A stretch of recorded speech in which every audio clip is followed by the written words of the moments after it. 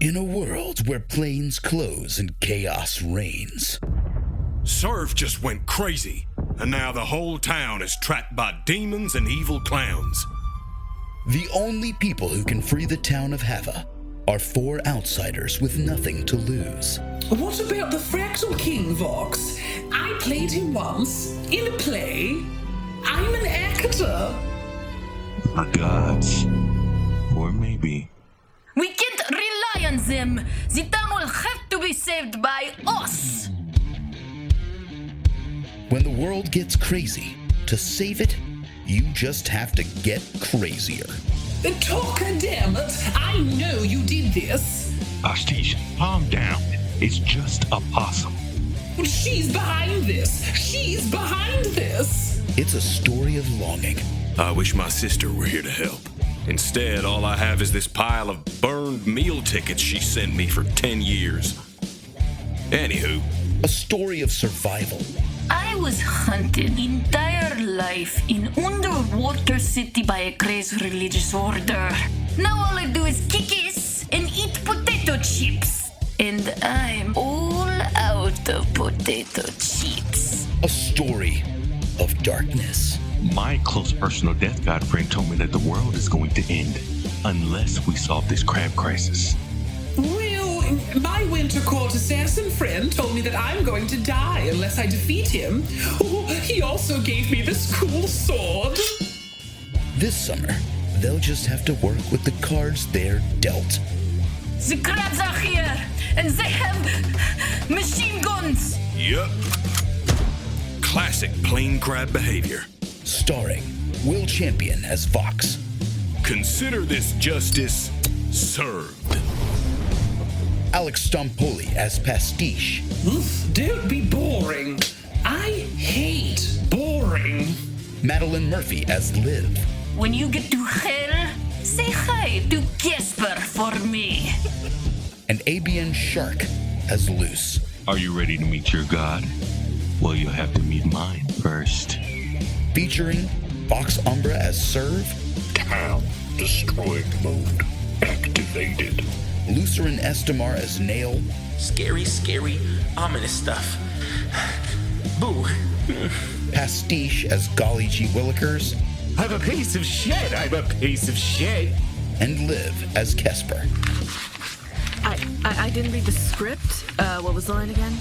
And introducing Jordon Brown as PIAH. I've been a possum the whole time. Rise Together Cinema presents Stories Told Again, Redrawn. This summer, the best kinds of stories are ones that are told again. So glad we defeated the crabs with 40 pounds of dynamite and no casualties. Let's go. What was that? Anyone dropped his deck of cards? Wait, isn't that? Yup. The Fractal King's evil twin brother, the Mactal King.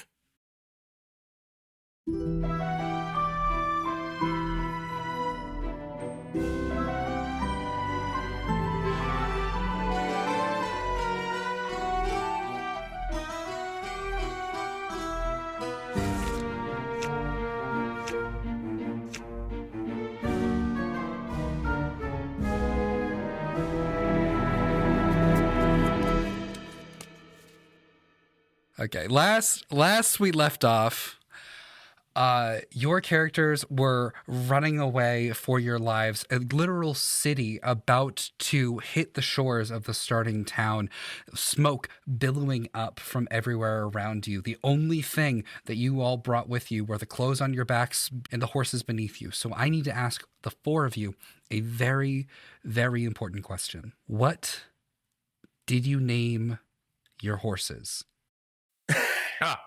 I can answer this easily. Oh, yes. Vox names their horses, names any horse they get in their care for any short period of time, Philip, because Philip is the perfect horse name. Philip. I love that. Oh my god.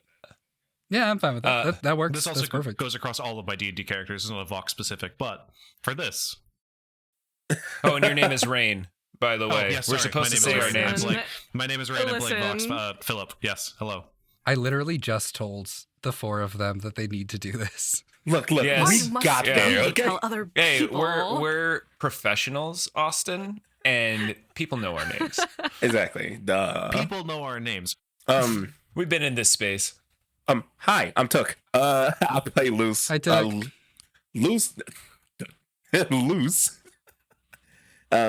would do something very simple and give his horse name a letter, because if it dies, it's a little bit easier to get over the death.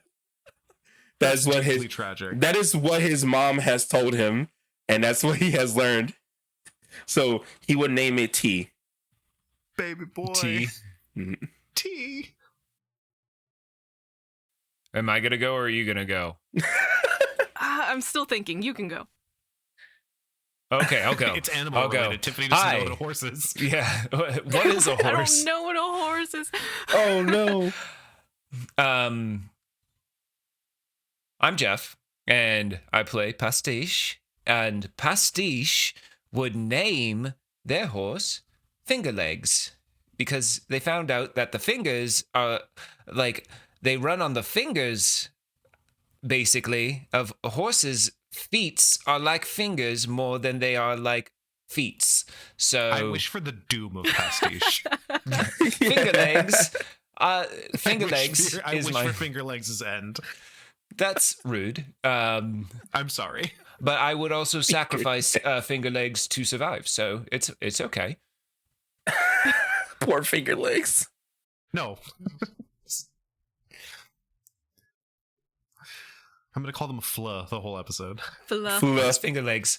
You call my horse by its real name, and it is Fingerlegs. Legs. Legs. Fingy. Okay. This hurt me physically.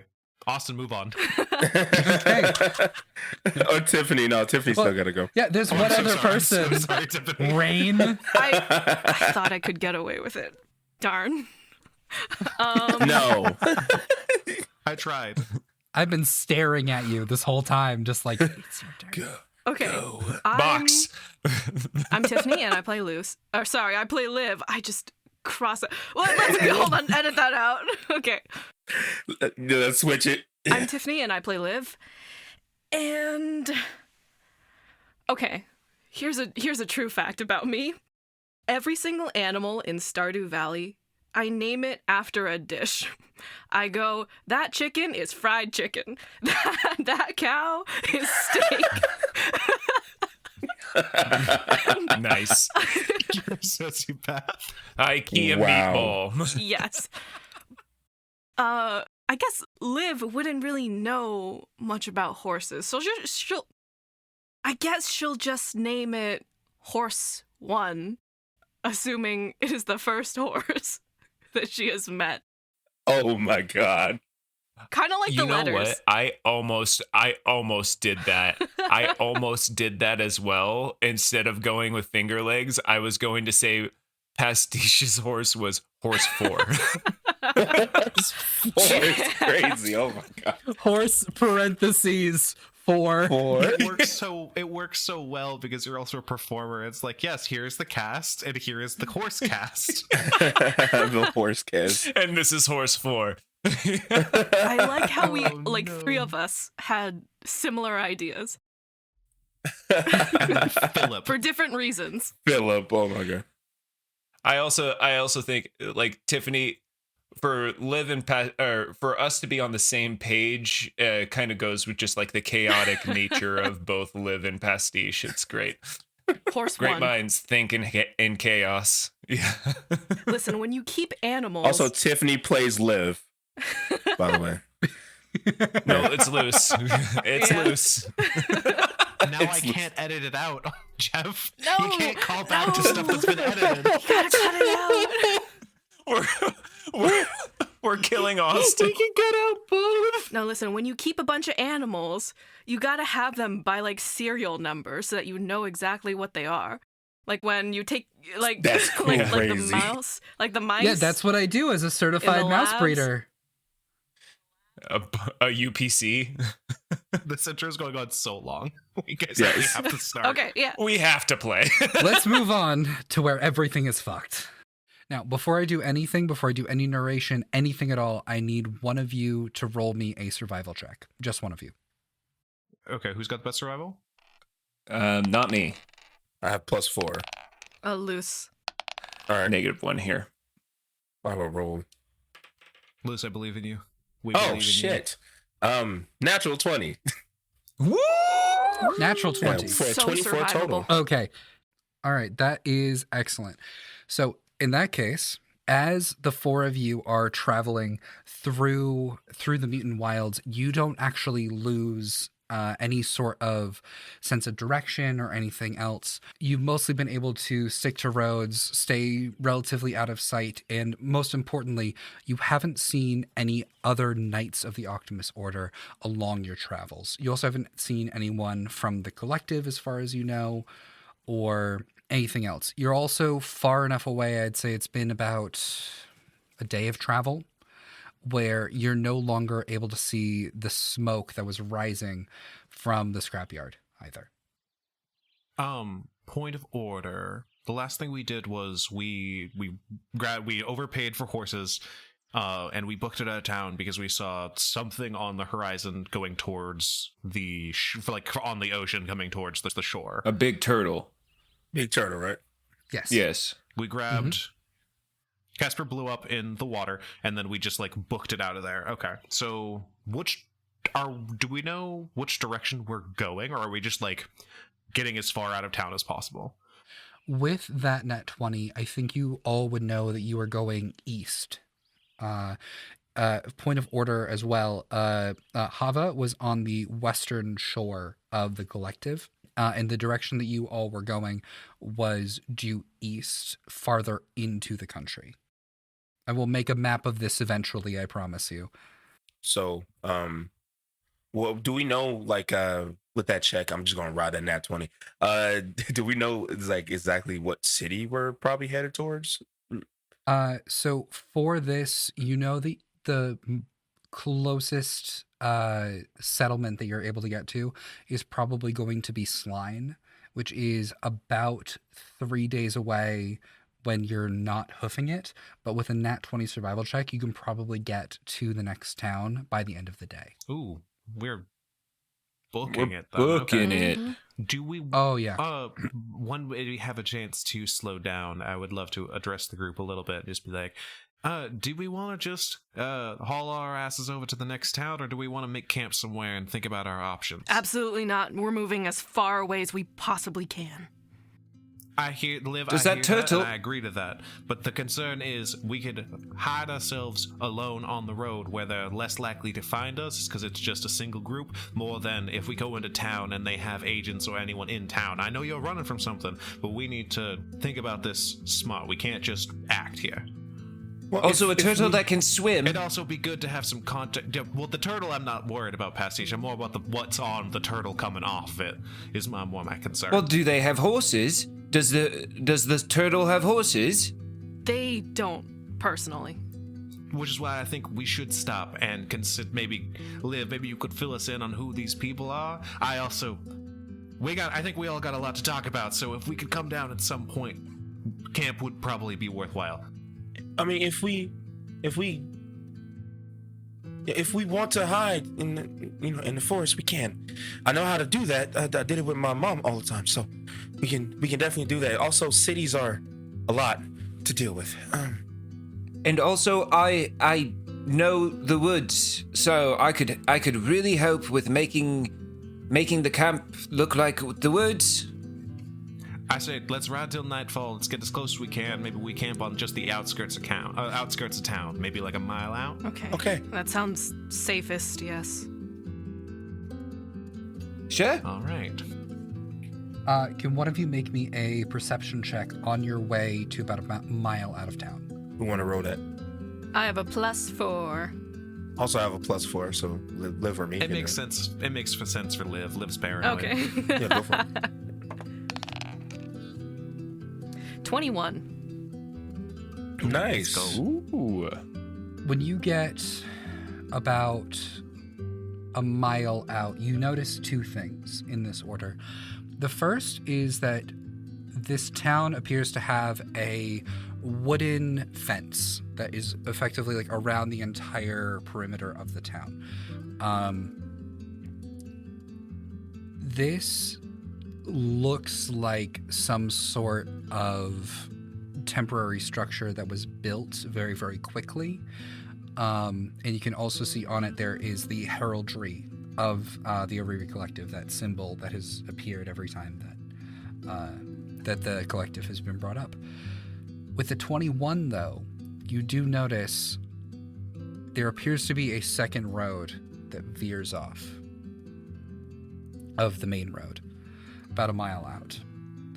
And along that road, specifically, you notice that there is a small sign in crayon pointing towards that road. I'm definitely gonna point that out to everybody else. I think that might... Doesn't that look like that possum? What? Oh. In the alleyway? How did I have words for that possum. Pastiche goes towards it. Y'all follow. But Pastiche, do what? Okay. Well, we're just going off road then. Hopefully they have good stuff. Again, I guess maybe we should stop Pastiche from potentially messing up a possum, right? Let's go chat with the possum and maybe make camp near the possum. I bet the possum's probably found an obscure spot for us to sit, and I'll follow along as well. All right. As you move along this trail, you kind of notice that the trail that was behind you seemingly disappears the moment that you look away from it. As if you're not necessarily... You're very far off the garden path, perhaps even farther than you necessarily thought that you were, even just seconds ago. And as you move further and further in, you start to hear what almost sounds like the birds chirping in like a little bit of an off way, very much like Uncanny Valley like sounds of other things. And as like you move farther and farther in, finally you see her. You see PIAH, and you see her little stand that she had previously. She bows to all four of you just very, very gingerly and warmly. And it is very similar to her last stand, even if it is no longer in an alleyway. And I lean over to Luce, and I'm like, Luce, I still am not convinced that we haven't met some kind of chaos god. Is you getting any divine something with the god stuff? That's not really my thing. But what is that? Luce is like just staring at PIAH again. Forgot how wild it is. That this creature, how wild looking and just out of pocket this creature is. And he goes, well, Nail is more creepy, honestly, but like in a good way, I guess, if that makes sense. This is just, yeah, you're probably right. There's probably some chaos, like demigod, maybe, or a aspect of chaos, maybe. If you want, you can make a religion check for PIAH. Luce will pull out a book, a religion book. Let's see how this goes. It's just a picture of PIAH. Oh my god, that's another nat 20. Give me all the secrets. That's We're all gonna die. That's a nat 20. You open up what for a total of 21. Okay, is PIAH the BBEG? As you open up the book, every single word in it has been replaced with scribbles in crayon that are not actual words.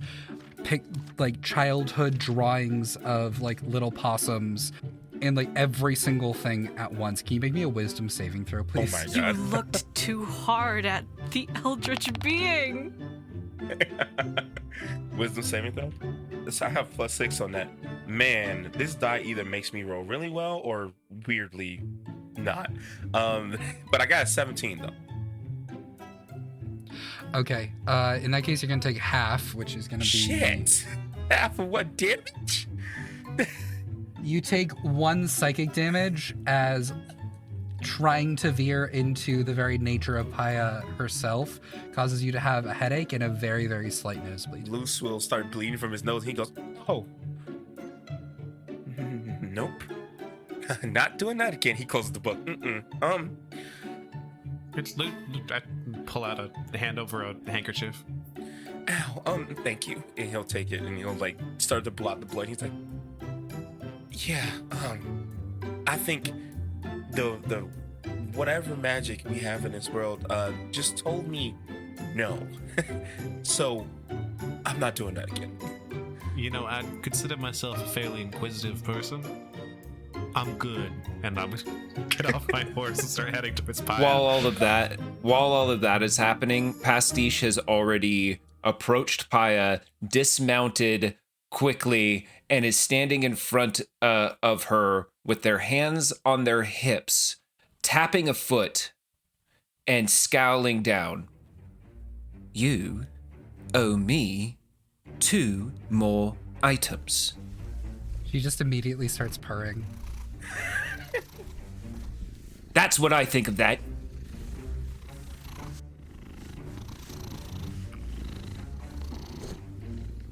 Nothing more to say. She just looks at you blankly. You stole from me. You stole from me.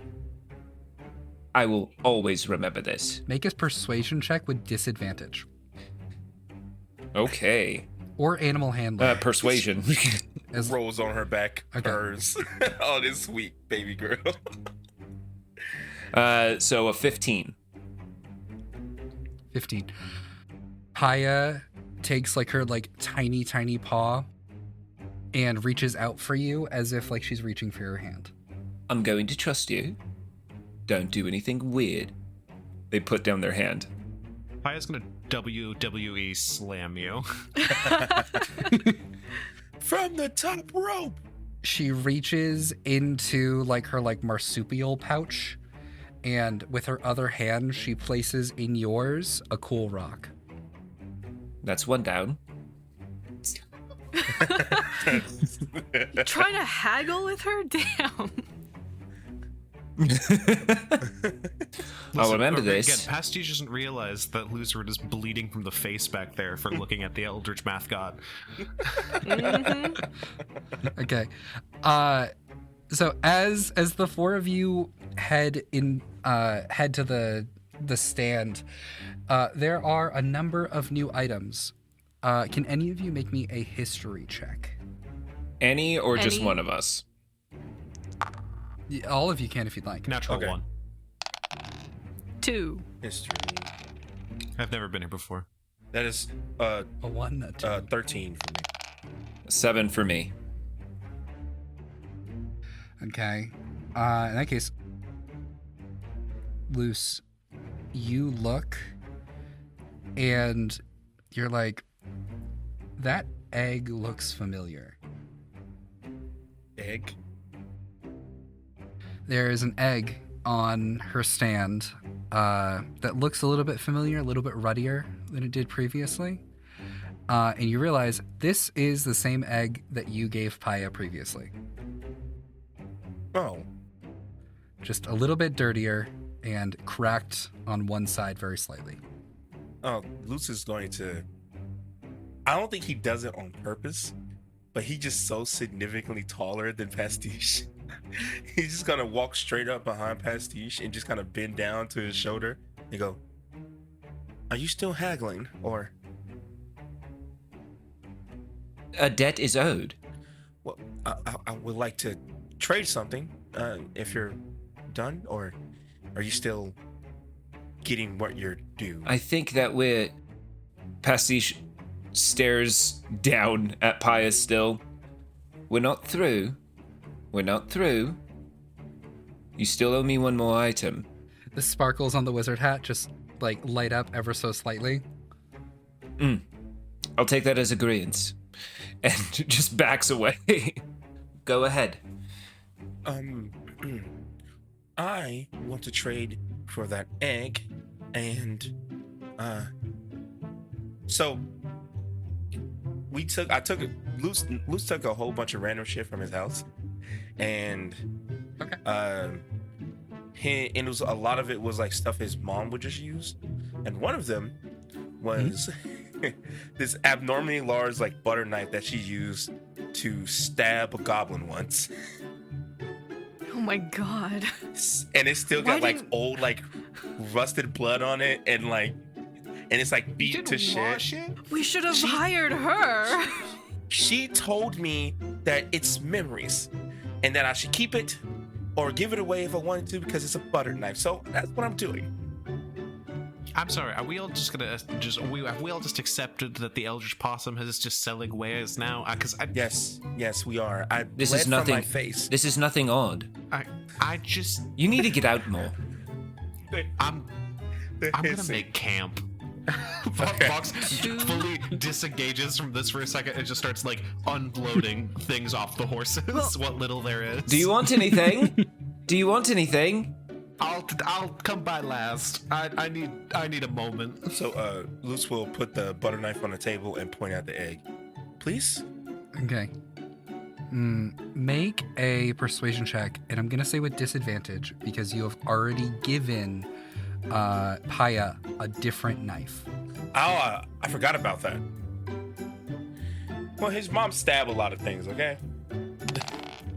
That is persuasion, you say? Mm-hmm. I'm rolling so fucking well. That is a dirty 20. 18 plus 2. DC was 20. So PIAH sniffs it, like licks it ever so slightly, goes, and then just nods, takes it, and it just disappears in a puff of smoke as like the lights on her wizard hat glow. You now have a intact eggshell with no yolk. Intact eggshell with no yolk. Okay. What are the other things that are there right now?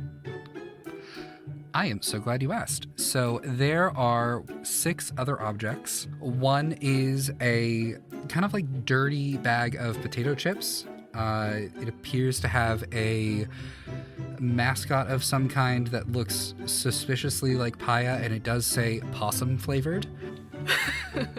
There is what appears to be like a baby blanket that is covered in stars similar to PIAH's, but also covered in a number of very old looking and very disgusting looking stains. There appears to be a pickle in a jar. There is a used roll of what appears to be washi tape that seems to have a PIAH design on it. There is the music box that Vox gave previously, but you can tell that it's cracked, and it appears that whatever was the music box portion of this is gone, and now it's just a box. And there is also a handkerchief that looks like it was used. Vile. Does the handkerchief look familiar? It looks very familiar. Is the pickle dill or kosher? Is the pickle also look familiar? It looks very familiar as well. Well, what did you do to my things? She just gestures with her nose and purrs very slightly. Okay, so 2 members of our party have treated this storekeeper as kinda normal, and 1 was admonished for thinking it was weird. Therefore, it's very, very trustworthy, right? So I'm gonna, I don't know, fumble around in the armor, see what I have, and I have a crab shell from the beach. And I'm gonna place it in front of PIAH and go, I want the pickle in the jar. What? Do you know? Shh, we're haggling right now. I want the pickle in the jar. You tell him, Liv. Just fumbling with an intent. Can you make me a persuasion check? Persuasion. Oh, okay. That's mine. Oh, not okay. 9. A 9? PIAH looks at it, looks at the crab shell, and as she does, she takes it in one hand, and then she does that little pawing motion in the other, as if she may want one more small thing with this. Okay, you drive a hard bargain. I'm gonna pull out a set of matches that I stole from Vox's home. I needed those. I'm not gonna look at Vox. Okay. She looks at those. She starts chewing on them a little bit, and suddenly both disappear. The pickle is It's a very important pickle. I have magical you know that. mints, and now I have a magical pickle. I have to collect them all. You probably should eat those. That's probably soon. Don't eat the pickle. You don't know I where. can't imagine that the expiration date is much farther away. I would not suggest eating the pickle, because before I gave it to PIAH, it was not in the best of shape, and that is not brine. Just to let you know. But that's what we do. I don't know if we pickle things when they start going bad. Very well. Right? If you eat it, go ahead, eat it. If I can look over everyone's items and tell you what they do later tonight, if you all give me some time. Okay. All right. What were the other items again? There are possum flavored potato chips. There is a stained star. There's a stained star blanket. There's an empty and broken music box and a sullied handkerchief. Oh yeah, we're going for those potato chips now. This is just her thing at this point. Also, this is very horrifying that it's possum flavored. Did she kill another possum? Did she chop off her own arm and put it as a flavor? You can't read. Also, you can't That's read. true. That I is don't know. canon. Yeah. You just see a possum on there. Okay, then it's just PIAH branded chips. And so far, all the chips they've given me have been great. So I'm gonna take out, a flyer from the festival and offer it to PIAH. Make a persuasion check. I'm gonna say you can do so this time with advantage. 17. 17. She grabs it, opens it with her two tiny paws, looks at you, and just nods very slightly as it disappears in a puff of smoke. And the possum flavored potato chips are yours. Nice. Possum flavored potato chips. I mean, I don't know what flavor they are, so. You just have to look at that in your inventory now. Yes. Where are the eyelashes? She pushes the handkerchief forward a little bit, and you can see that there is now what appears to be an eyelash pattern that is sewn into it over and over and over again. You put him into the handkerchief. Interesting. Dermot would be impressed if he would be able to speak anymore. But here, I will take the handkerchief back, and we'll be even. I will even give you this. And out of the bag of holding, Pastiche pulls out a red piece of flesh that is very bulbous, like the end of a nose of somebody that drank a lot. Gives it a little squish, and it makes a honk noise. Oh. This is just as important as those, but for different reasons. I will give you this for those. Make a persuasion check with advantage as her mouth starts watering. Okay, that was a 2, so hopefully this is better.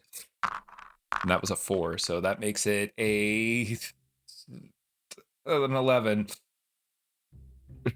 11.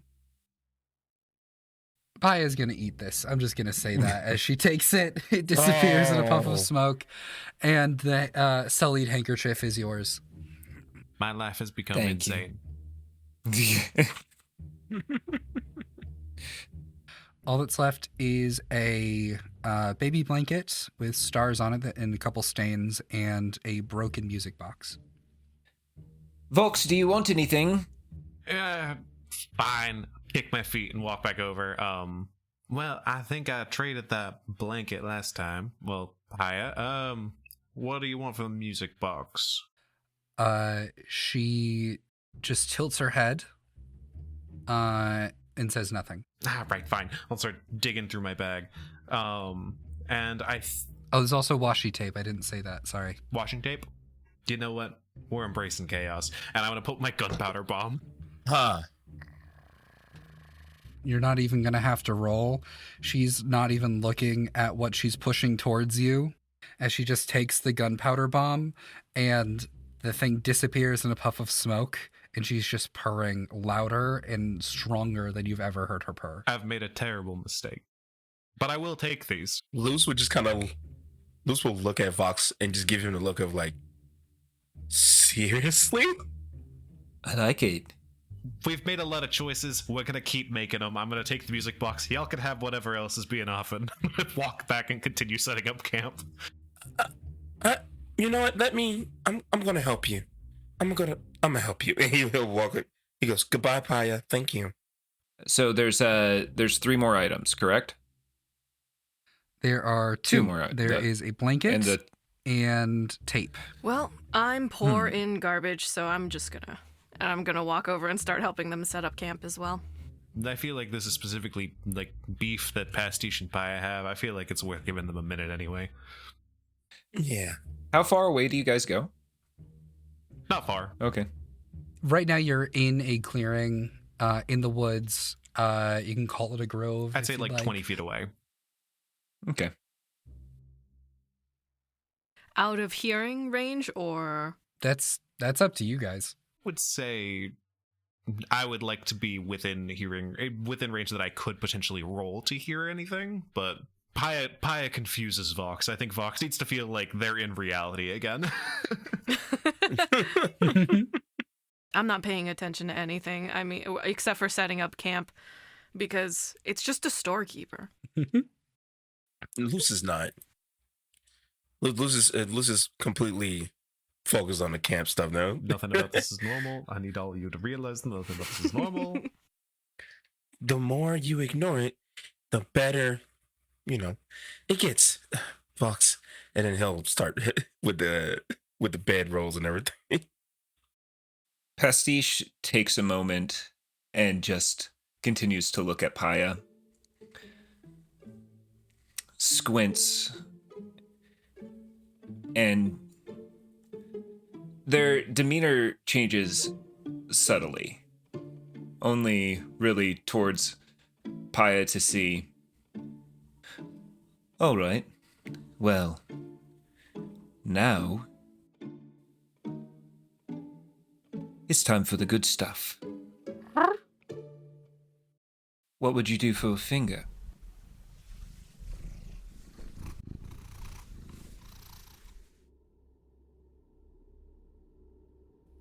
She pushes forward the tape. Just the tape?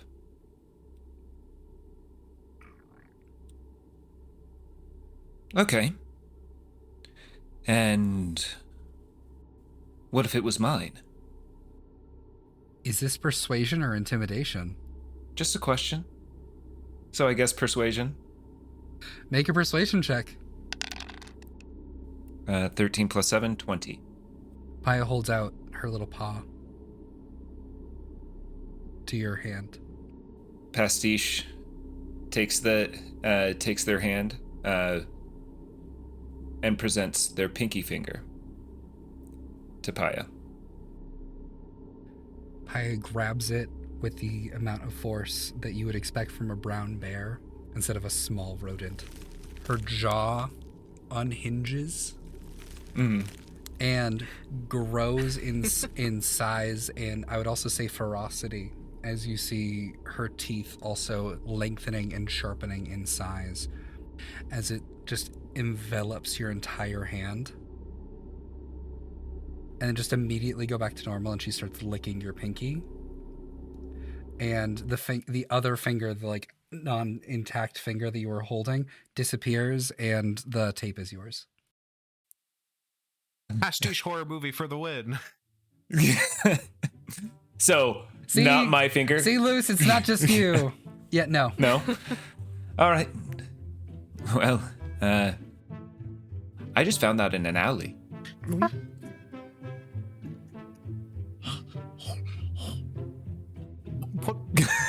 I don't... How am I supposed to... What? I feel...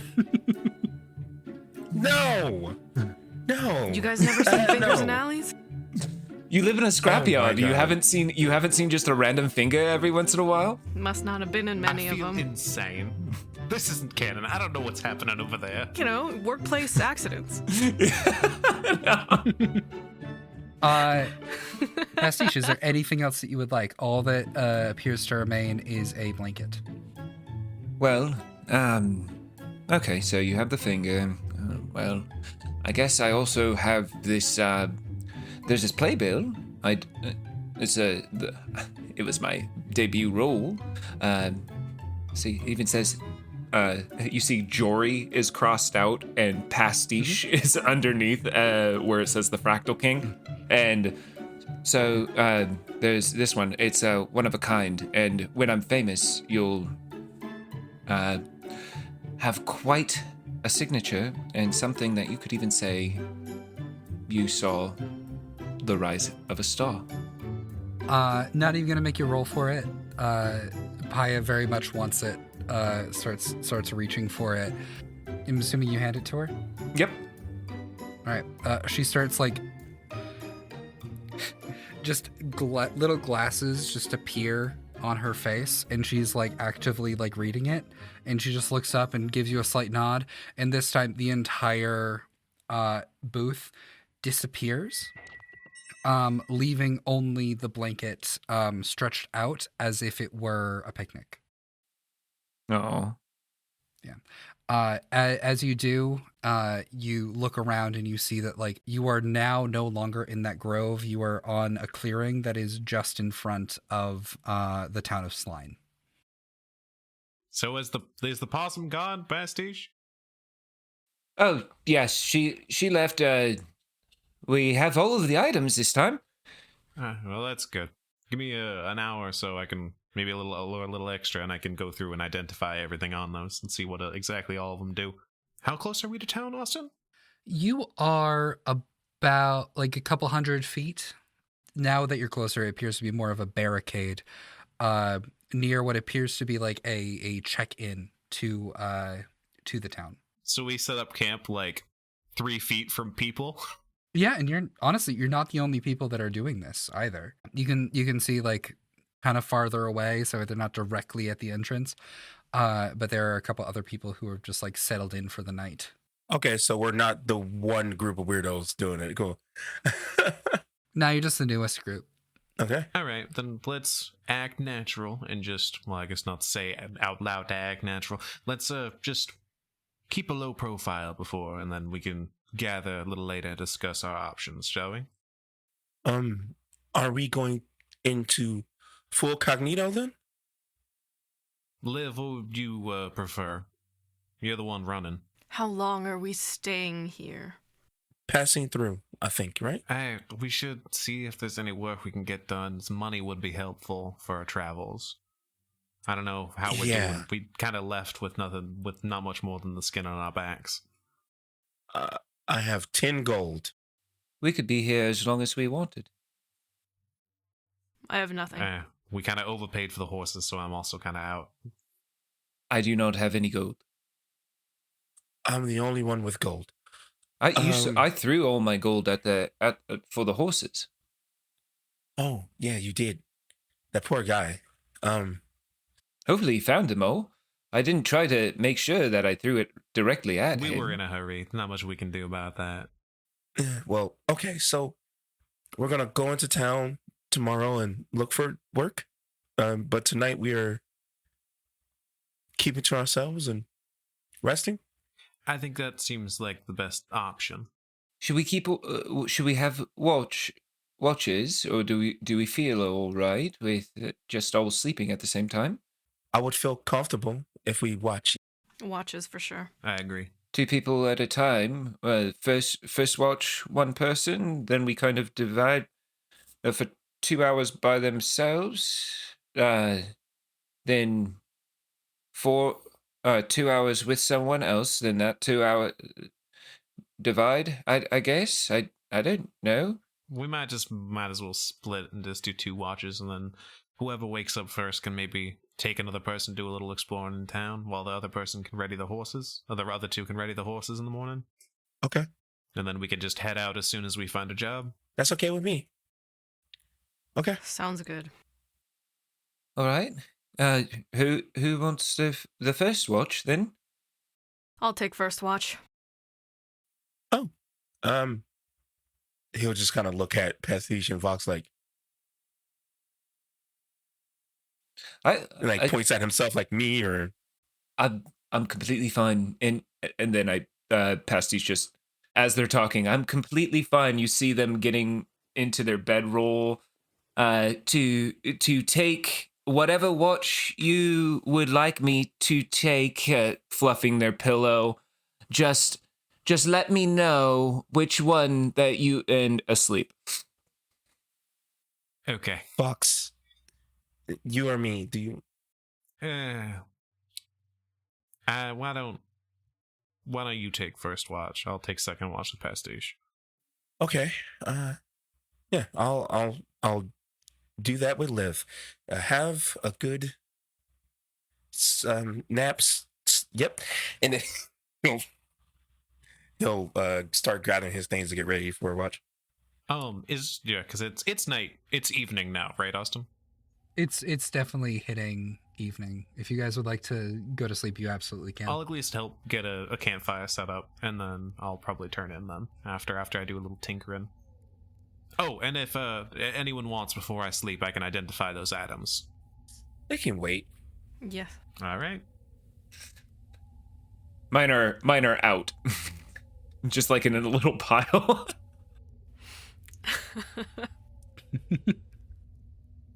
In that case, Liv and Luce, the 2 of you can either make individual perception checks, or you can make perception checks together. Or you can make like a 1 perception check with advantage. I have a +4, but if you want to do it with advantage. I have... This is perception. I also have a +4. I'll give you advantage, because Luce is watching you. Watching everything else. Yeah. Got it. Because he is very worried about Liv. 18. Yeah, there doesn't really seem to be much activity going on. At one point, somebody just walks over. It appears to be dressed a little bit strange, almost like a big game hunter, kind of, and just being like, "Good evening," as they walk by and say nothing else. Sword at that. Luce would just smile. So suspicious. Does not say anything else. The rest of the evening seems to go off without a hitch. Do you seem to be Luce doing is perfectly reading fine. a whole bunch of small death god religion pamphlets. And he doesn't know which one to pick. And he just like, God damn it, under his breath. Make a religion check. Okay. That is a math brain worky. 13. Okay. With a 13, what this pamphlet tells you, which by the way has all over it it's like a smiling skeleton mascot who's just giving you thumbs up and like pointing at certain things, and is giving you a bunch of information. It's literally called Death Gods and You, where it talks about the main deity of death in this world, which is Karosa, the goddess of death, whose symbol looks like a hand outstretched with a flame that looks like a mirror in the palm. And as it's talking a little bit more, you start to recognize some things you would already know, like the major gods such as Karosa and Zephyra and all the others are basically locked behind the divine gate, but their children, the lesser deities, exist within the world themselves and are able to interact with mortals. The primary deities of death are going to be the ones that are usually named after parts of a hand, with the larger pieces of a hand usually being more powerful. This includes the gods of like the moment before death occurs. There's the god of grief. There is the god of undeath. And there are also even lower deities than that, which don't even have names so much as they are named after the cause of death that they are a god of. So I think he'll just, as he's looking at it, he goes, "Now what are you?" Like actually like frustratedly like out loud. Well, Liv has been standing, leaning against a tree with a good sort of sight to see where our camp is and everyone else. Just a safe area with my back to hopefully absolutely no one. And so I hear Luce just exclaiming these things.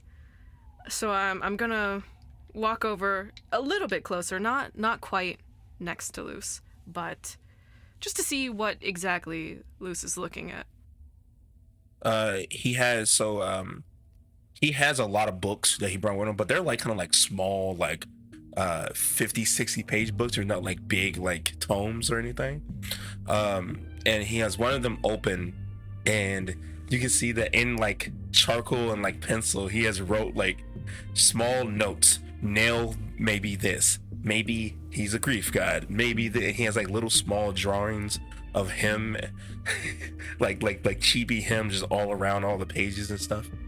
And then it's kind of like one of those red herring like post boards.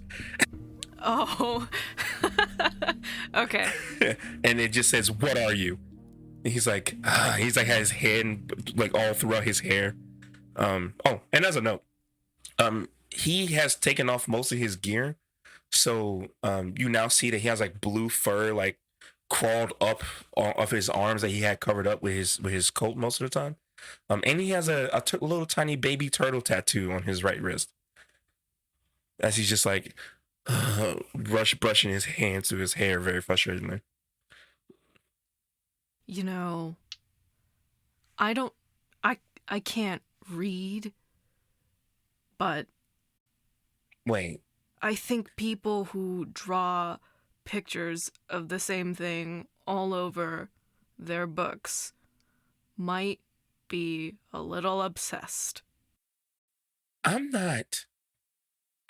I don't think I'm not upset. I'm just.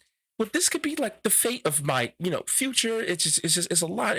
But also it's really cool because if he, then, but he who, huh? You can't read. Why? If you don't mind me asking. Where would I have gotten the ability to read? Oh, there are yeah. no schools. I forgot. Yeah, I'm sorry. That was. Well, would you like to learn? I can teach you. I used to teach the children around the town a whole lot. So if you want to, I can help you out with that.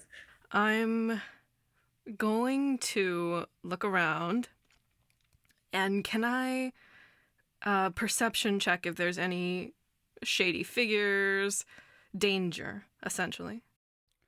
Yeah, absolutely. Yeah, make a perception check. That's a 6. All good in the hood. I shouldn't say that. Everything's good. Everything's good. Everything's great. Everything's grand.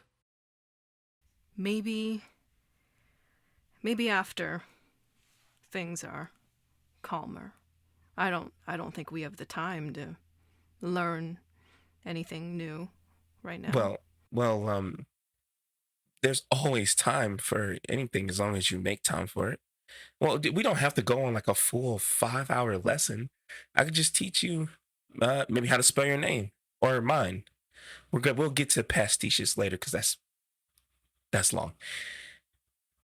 Check around for danger one more time.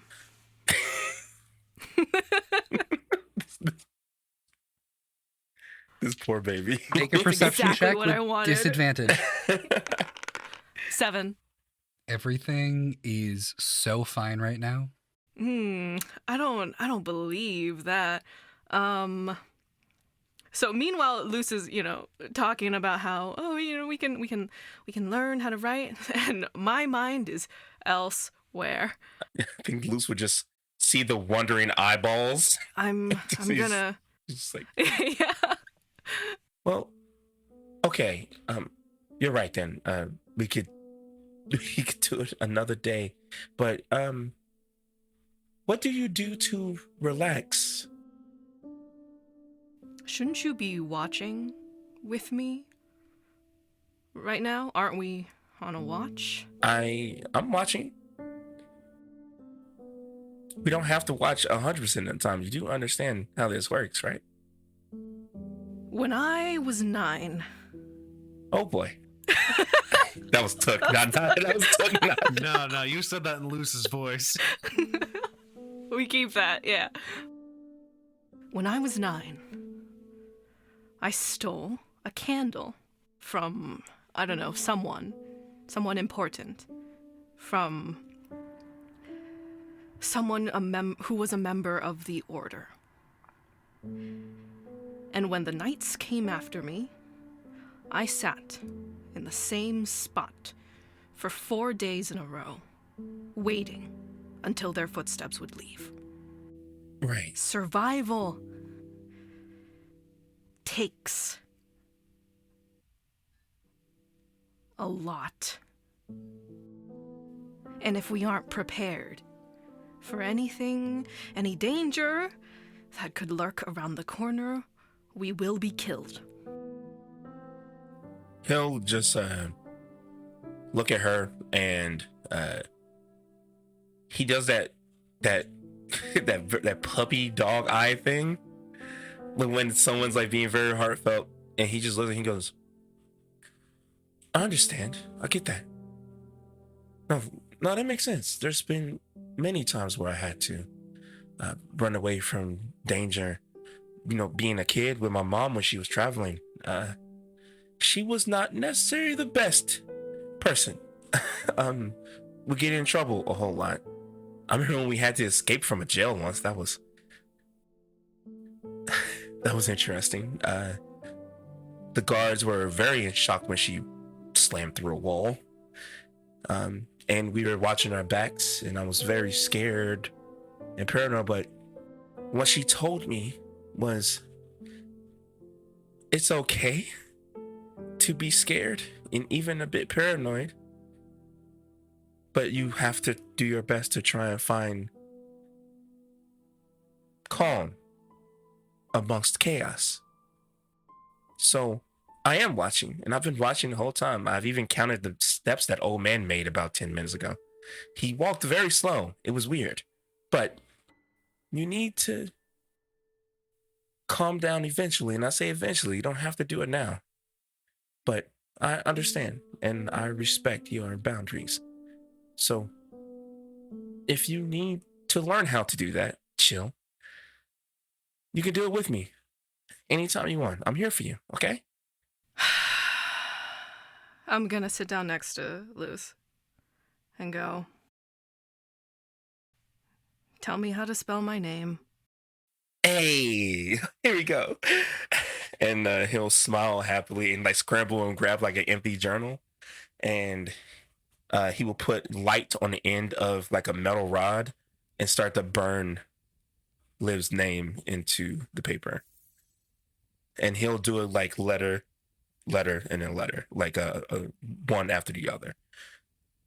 I'm gonna try and copy, but my hand is not very steady, so it comes out a little. He'll hold her hand and help her. Make a dexterity check with advantage. Okay. I rolled a 1 and a 2, and I have a -1, so 1. You're nice. At least it's not a natural 1. Yeah.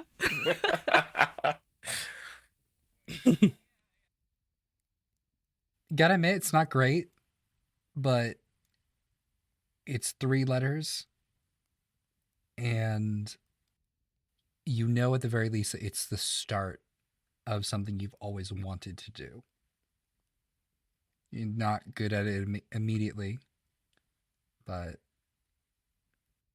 I think this is enough for you. I think in this moment.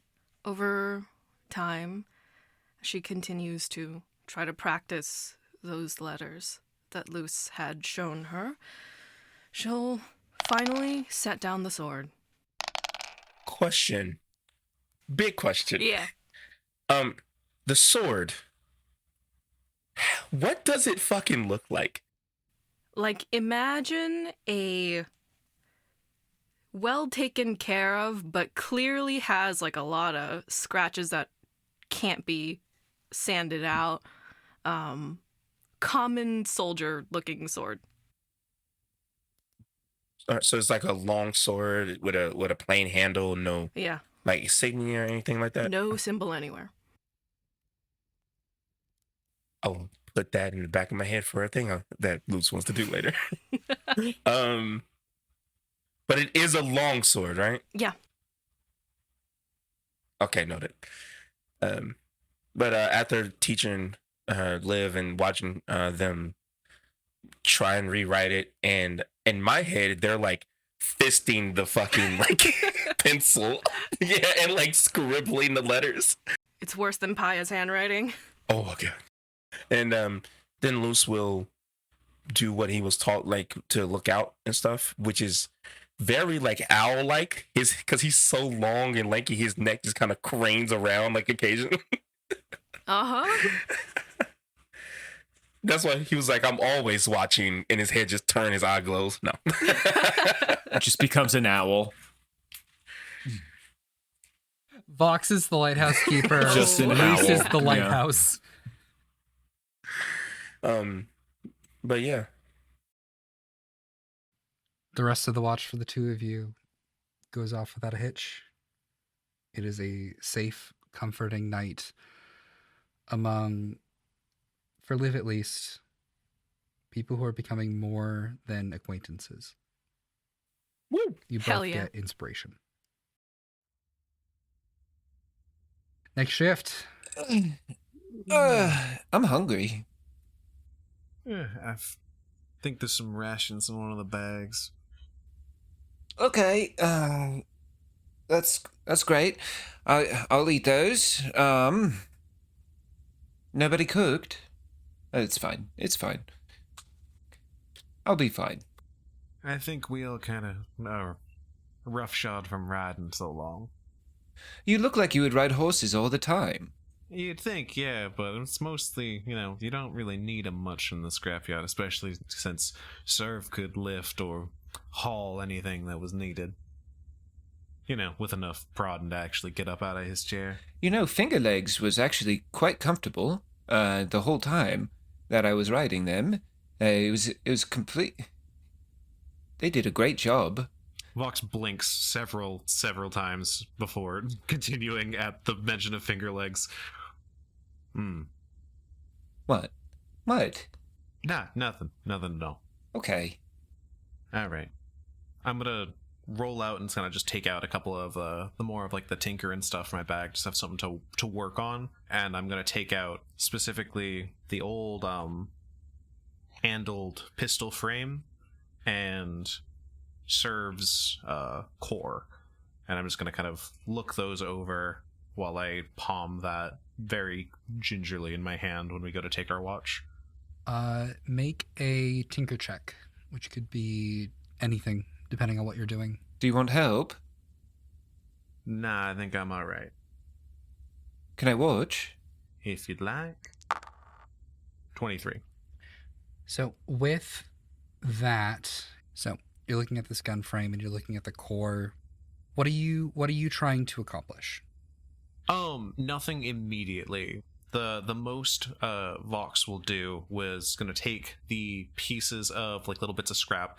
They're fine bits of metal, like salvageable, and then is basically moving in and like slowly soldering in the start of runes, which look to be specifically giant and draconic, like a kind of like a mix of the two different things as it kind of carves into two different pieces on either side. So it's like as if it's like beginning to create the foundations of something, but nothing that looks like it would come together. And it's kind of a lot of like small tinkering and like scraping work. Probably smokes a little bit in between breaking that. Okay. Over the course of, you can say, probably like 3 or 4 hours, the very, very fine work that you're trying to do, you probably be able to get through, I'd say, about halfway. And do you think that if you had another night like this, you could probably like finish it very easily? Mm-hmm. I think I'll get to a good point, and then I'll stop and just kind of palm it while I'm smoking. Pastiche. Yes? How do the Fae honor their dead? That's a very interesting question, actually. I believe that it's really down to the individual every time. But I would say that the Eladrin are probably the most ceremonial about it. I haven't really been around a lot of changelings, but for changelings, we just make sure that they're buried in the ground. If you bury them in the ground, then they grow into trees. And then from those trees, more changelings are born. And the life continues that way. Otherwise, there would be no more changelings. It's actually quite a dishonor to cremate them or things like that. What exactly do you mean by honor? For, like, burial rites are one thing. Well, it was more out of curiosity. I can't say I've been around too much death in my life. I've seen it handled differently. When I was growing up, I used to live in a more druidic community. The dead would be a grand ceremony of remembrance, and then we'd take them up a little further on the outskirts and bury them where the roots could get at them and they could nurture the earth, or depending on what circle they were in or who they belonged to, buried within the mounds of the caves and given to the dark and the stone. I burned, serve, somebody I killed, a friend of mine, a mentor, near father-like. Well, like I said, burning isn't necessarily a bad thing. It's just not what I would do for another changeling like me. And that's fair. What I would say is, this is how I feel about death. Death just means that there are two outcomes. Either people will celebrate the stories you left behind, or they'll rejoice in the stories you will never touch. Now, where do you want Serve to land on that? Serve's story is not one that I'd find particular enjoyment telling to most people. He was important in his way to many people, always kind, always different. You know that man I blew up when we ran from Hava? He called him a thing, property, and that's how they treated him. The collective. That's how they saw my friend. And you and I hit him and stabbed him and broke open his plating to get in at him. I don't blame you. But we both killed that man. But I don't think it was our fault in the circumstance. But he was innocent. He was controlled. I would say, being a changeling is quite like what you say for your friend, depending on where you're born in the Feywild. Fortunately for myself, I was never part of the Winter Court. People that are part of the summer and spring, especially changelings, they get to do whatever they want. They can be what they want. That's not the same thing when you are from the Winter Court. A lot of people are afraid of changelings. A good amount. And there's a good reason for that. If you're looking at one way that we are implemented, we can be dangerous. We cannot care. We can infiltrate. We can become your lover. And then we can become your deathbed. I will tell you right now, I definitely... At the point that Serv was here, and where I met him, he was a danger. Did you know that he almost killed me? Serv was originally a war machine. The mechanical aspects, the arcane artificery of the collective outpaced his model, and when he refused to go in for upgrades or renewal, worried they'd scrap him or that he just decided he was himself. That was who he was meant to be. And they found other work for him. Construction. Until he was too old to do that, and then they left him sit and watch the scrap yards as if that wasn't just some good joke. And then something took him over. I knew he attacked the stage, but I wouldn't blame Serv. Whatever we put down at that point wasn't him. But it was the husk of an innocent and a friend. And the Oriri made us killers out of it. The Oriri did not make me a killer. I had already been that beforehand. Your friend had been that beforehand as well. And with that, blood will be paid in blood. And I'll tell you now, I enjoy your company, but I do expect you, if I ever become a danger, to end me. And if you ever become a danger, I will not stop myself from ending you. I appreciate your candor. I think there's a debt that needs to be paid.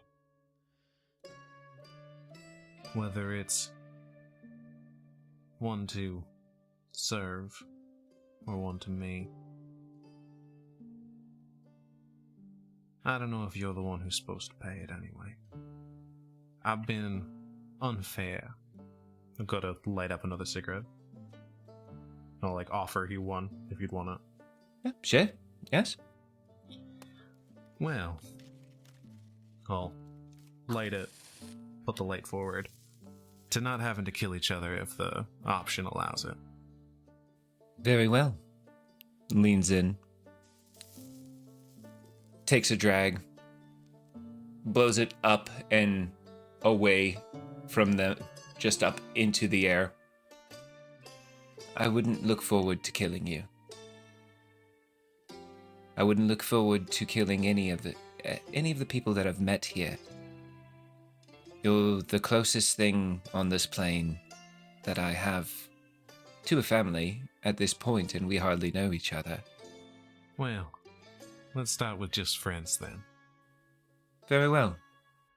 Besides, I think between you and me, I think me and you have the least amount of problems. Looking over to Liv. I like that one. She's quite fun. Reminds me of me when I was a little younger. She's quite fun. I like her a lot. I like you all quite a lot. I could take you or leave you. Fair. I jest. Here, may I offer you something? Be my guest. Their voice starts to change a little bit. The lilt goes away. We could always make a deal. This deal will guarantee that I won't hurt you. Unless I need to. And what would be the contents of this accord? You give me something. I give you a guarantee. With that guarantee, I won't hurt you. Fox leans in real close.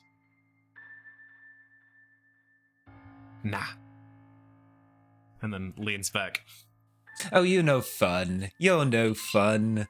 Oh, darn it. I think we'll go back to Tinker in a little bit and actually keep an eye on things. Alternatively, if there's another camp around, I think later, just because I feel like we've come to a level of kind of where we can be fool around a little bit and break attention. I'm gonna take out my staff of bird calls and burn a few charges just to see if I can spook anyone else, any of the other camps around. Oh, are we spooking? Make a deception check with advantage. I'm really not worried about actual dangers. I just mostly think that, it's good to get the measure of people, and this seems like a fun way to do it. I'll just tap it a few times. With advantage, that's a natural 18. I don't know what else what am I rolling? Deception. Oh, 18 plus 1, I think. Oh, plus 0, flat 18. I'm thinking I want to do as close as I can get to one of the camps. I would love to do just a few screech owls or barn owls, something like that. Just come out of owl hoots, and then if that old man that was mentioned before has a camp or something nearby, I'd love to do just the most loud, I don't know, a pelican squawk or something, right outside the tent. Okay, this is fun. Okay. First one, the one right next to you, it appears to be a middle-aged couple. As they hear the screeching of the barn owls, you hear coming from inside, and then you hear, "Oh God, Martha, it's back!" And then suddenly they get out wearing the full on long underwear. They start packing up as much stuff as they possibly can, and literally within minutes are completely gone. Fox just look at the staff and then look at Pastiche. I feel like everyone in this town must be some brand of insane. Things are just getting weirder. And put the staff away. Can I try? Oh yeah, actually, in that case, I'll hand it over to Pastiche and just be go nuts. And then I think Fox is just gonna go to sleep after that. Oh, that's not what I was thinking. Ooh. What were you gonna do? They put the staff down and take off all of their clothes, and you see them start to change into a huge 9-foot tall, just completely hairy, almost kind of like a gnoll, but elongated. Basically, kind of like as elongated as a tabaxi, but with gnoll features, with a more elongated snout. And they're like, I want to scare some people too. Just don't lead anyone back to our camp, Pastiche. I'm going to bed. I'm very sneaky. I'm surrounded by lunatics. Make an intimidation check with advantage. Are you going after that old man, or? Yeah, I'll chase him for a little bit. Why not? All right, cool. So that would be 12. Nice. A 12 intimidation. Okay, I'm gonna roll insight for this old man. Okay. As you very silently stalk up to his tent, the moonlight glimmering off of your terrifying greyhound werewolf gnoll form as you move ever closer and ever closer. Can you make me a perception check? Or actually, what's your passive perception? Passive perception is 11. As you're sneaking ever silently, you pull off the greatest folly known to rogues. You, my friend, did not check for traps. Nice. As the alarm spell goes off, the moment that you are within what would probably be the theoretical firelight of this camp, you just hear a ding. And within seconds, the tent swings open and this person holds what looks to be like a wizard's staff, but they're holding it like a rifle or a musket directly at you. I've never seen one of you before. You look wonderful upon my wall. I'm just looking for some sugar, man. Do you got any sugar? I am so terribly sorry. I did not realize that you were Somebody took my clothes. I am so terribly sorry. Goodness. I leave. I fucking leave. Give me a moment. And this old man goes in and says, "Oh, all I have is an ascot. Would you like this?" Gone. You should see me booking, like, not even trying to run stealthily, just long arms up in the air, just running away down the street.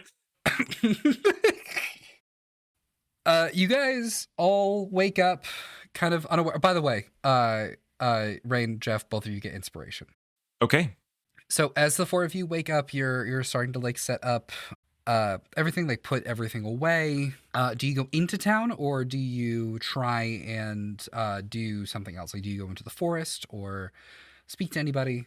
Vox would probably want to corral the crew towards the stables so we can trade out our horses, or at least put our horses somewhere where they can kind of be like kept out. Because I think we technically rented them, or did we buy them outright? You bought them outright. I think.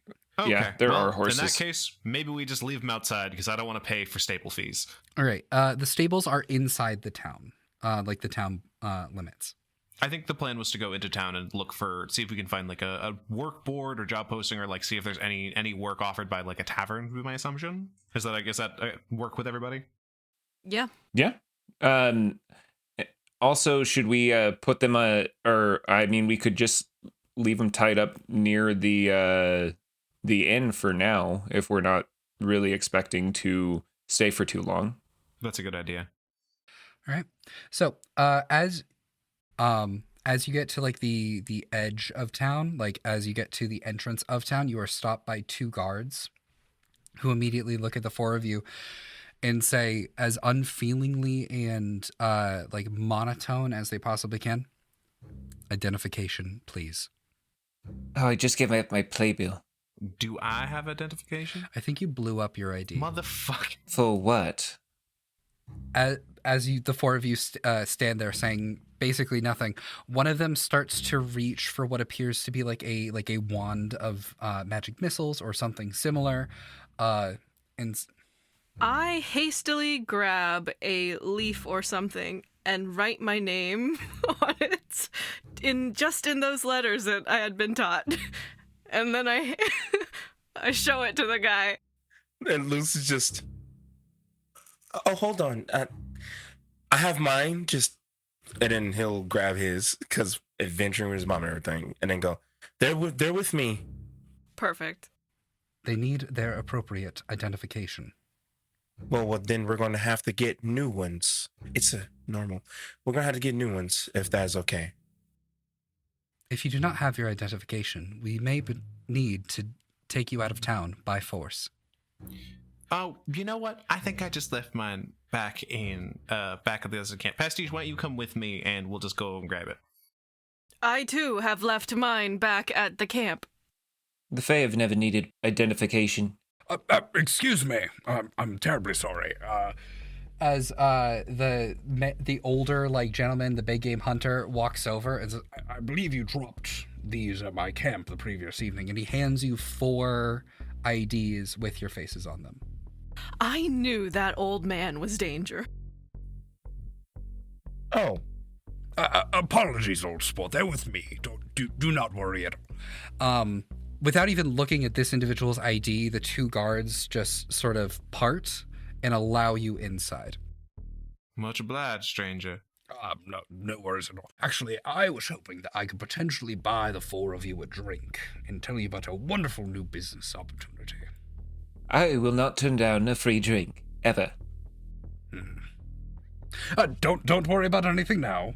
My name is Gilgamesh. I'm very welcome here, and so are you, as long as you're with me. But before we go anywhere, I need to ask you a question. How would you like to save the world? What? What? No, thank you. And that's where we're gonna end it tonight. Stories Told Again is game mastered and produced by Austin Baacke and performed by Tiffany Veprinski as Liv, Tookiguess as Luce, Geoff Barry as Pastiche, and Rayne Eldridge as Vox. Editing by Rayne Eldridge. Scoring and mastering by Tiffany Veprinski. All art for the campaign is created by Beelzebub Harbinger. A link to their work can be found in the episode description. Lore keeping by Jess the Cleaver. Website and social media by Chelsea Louis. If you like what we do, be sure to rate us 5 stars and join our Discord. Links to social media can be found in the episode description. Thanks for listening, and welcome to the story. This episode featured Will Champion as Vox, Alex Stompoly as Pastiche, Madelyn Murphy as Liv, ABNShark as Luce, and Jordon Brown as PIAH. Links to their socials can be found in the episode description. This recap was made in collaboration with 20-Sided Tavern. A link to their upcoming tour dates can be found in the episode description. Special thanks to Shelby Riley for helping put this together.